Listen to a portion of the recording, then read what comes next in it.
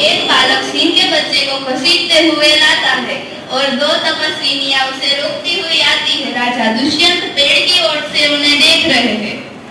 अरे सिंह, तू अपना मुंह खोल, मैं तेरे दांत गिनूंगा।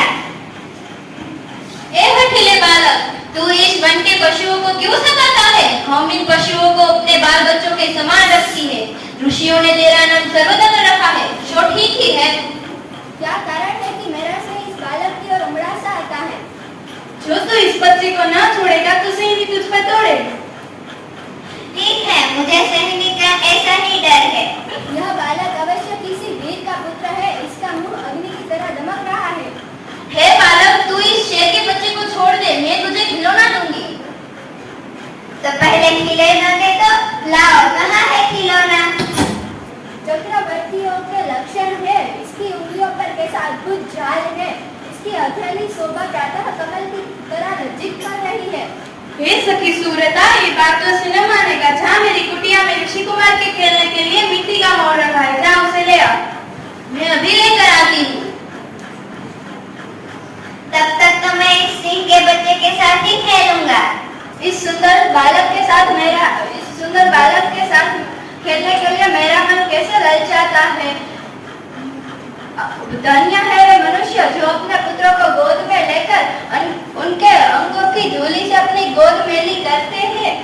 वह अकारण खुलकर हंसते खुलकर उनके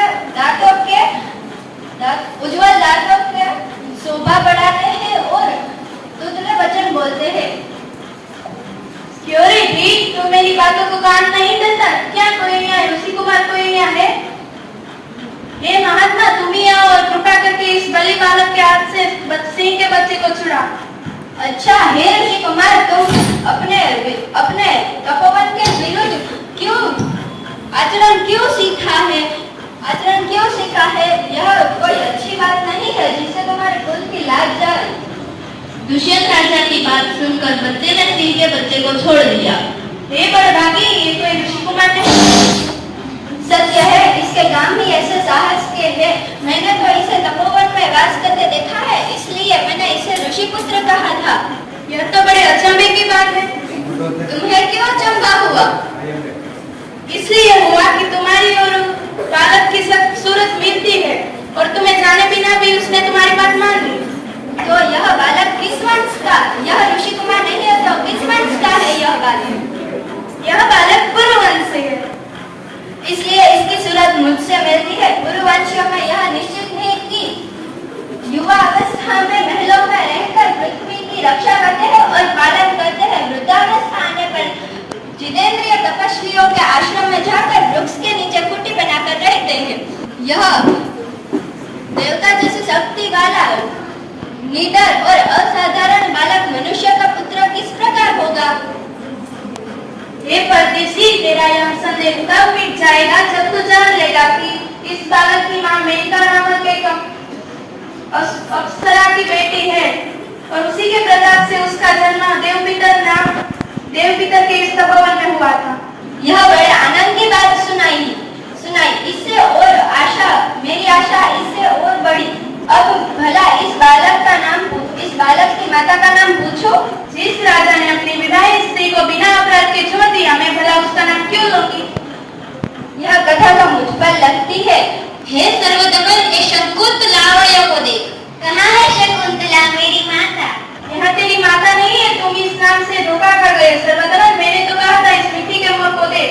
इसकी माता मेरी ही प्यारी शकुंतला है या इस नाम की कोई दूसरी स्त्री है? मुझे यह मोर बहुत अच्छा लगता है। ओह, बच्चे के बाल से रक्षाबंधन कहाँ गया? घबराओ मत, जब यह नहर से खेल रहा था तब इसके हाथ से गिर गया था, सो वहाँ पड़ा है, मैं उसे उठाकर दे देता हूँ। अरे उसे मत उठाओ, उसे मत छुओ। ओह, इसने तो उठा ही लिया। यह लो, परंतु यह कहो कि तुमने इसे उठाने के लिए क्यों रोका था? इस रक्षाबंधन का नाम अपराजित है। जिस समय इस बालक का नामकरण हुआ था तब महात्मा मरीचि के पुत्र कश्यप ने यह धागा दिया था। इसका गुण है कि कभी यह धरती पर गिर पड़े तो इस बालक की माता पिता को छोड़कर इसे कोई दूसरा ना उठा सके। ऐसा होते तुमने कभी देखा है? अनेक बार